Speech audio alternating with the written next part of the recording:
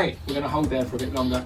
So depending on the patient, depending on how acute this issue is, Anna's released that quite easily here. She doesn't have huge trigger points or anything in there, so I'm not in between the METs. We can hold and get the patient breathing for 30 seconds to allow the brain to accept the new position. We're not doing that today for a few different reasons, but it's not necessary for what we're trying to achieve.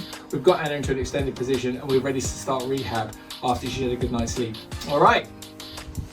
Okay, Anna, how are you feeling after that? Yeah, I was relaxed. It's amazing after the treatment. Okay, It's like you were a newborn. Right, okay. So some people feel a bit exhausted, because it is quite exhausting, because what it does is it changes, it moves things around the body, the brain, so the proprioceptors, it moves them around and the brain has to try and understand, and it struggles to do that. So when the patient gets a night's sleep, what happens is the brain recalibrates where we moved all the fascia, because fascia has got, I'll start it the other way around.